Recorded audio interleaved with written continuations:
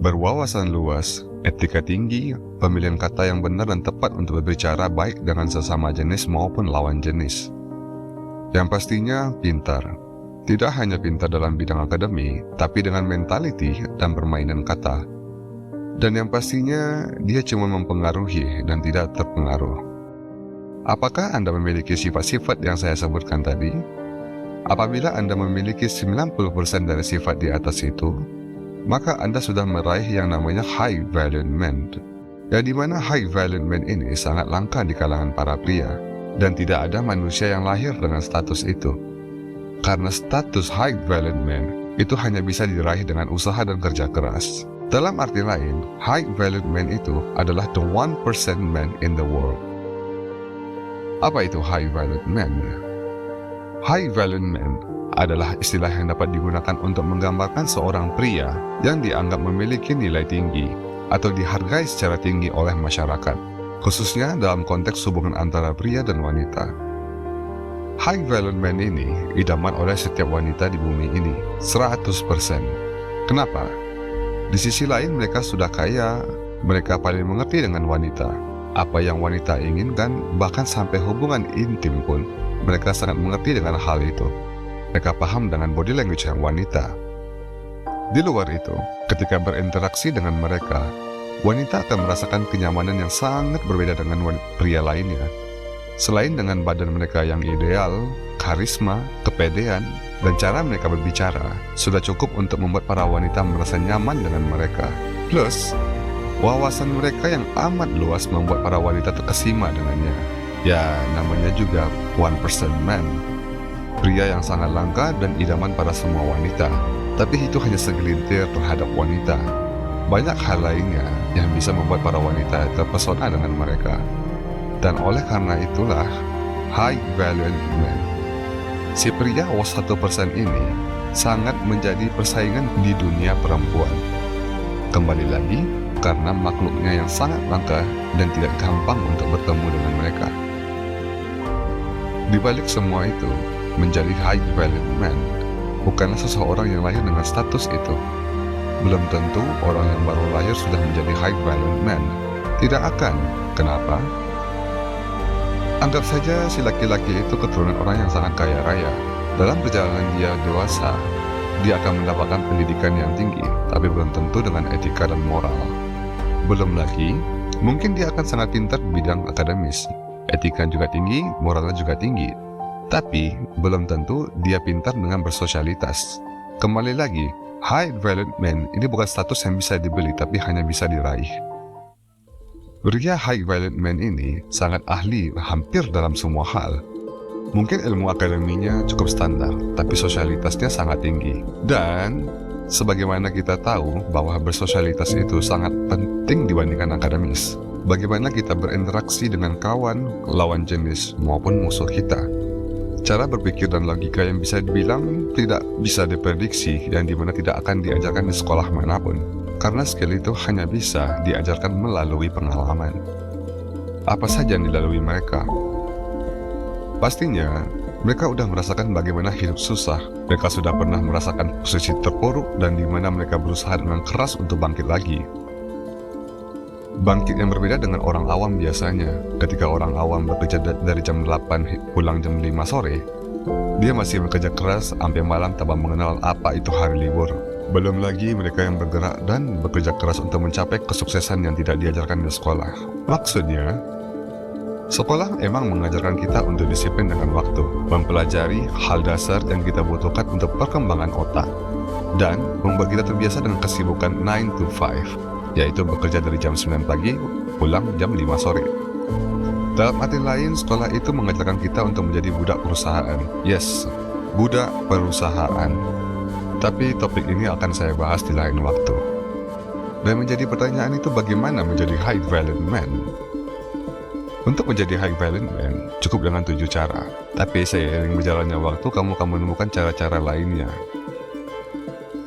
Yang pertama, kenali diri Anda terlebih dahulu sebelum mengenal orang lain. Seperti kayak, kenapa saya seperti ini?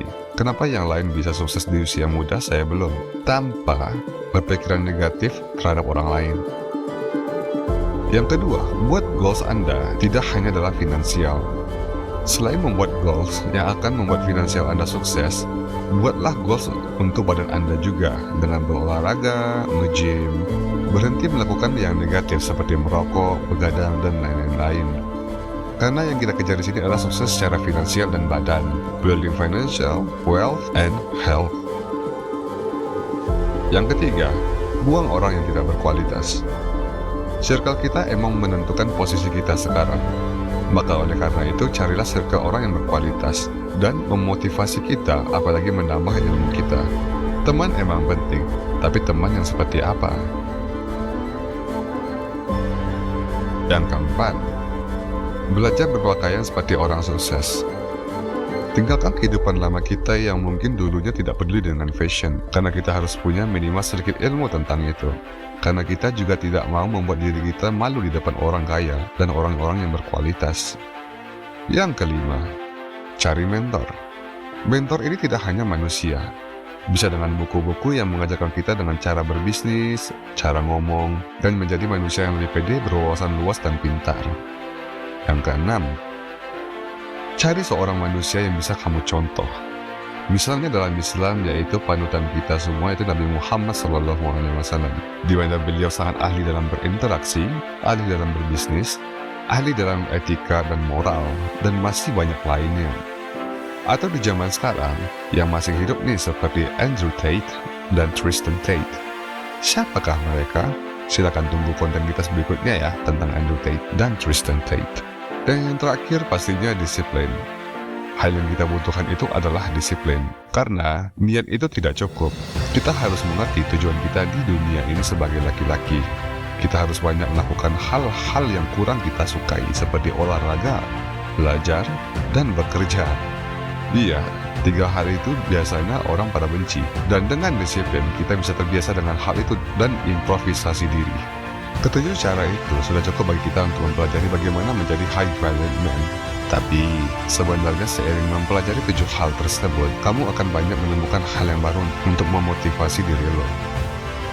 Yang penting, perlahan tapi pasti. Di awal kita mulai proses belajar dan mengubah diri kita sendiri untuk menjadi laki-laki yang lebih baik, pastinya akan capek, susah mengerti, lelah, dan merasa putus asa. Gua cuma bilang, itu hal yang pasti. Seperti orang bilang, bekerja keras itu suatu keharusan, dan kaya itu hanyalah bonus. Kita harus sadar semua kesuksesan orang lain yang kita lihat di media sosial itu tidaklah instan.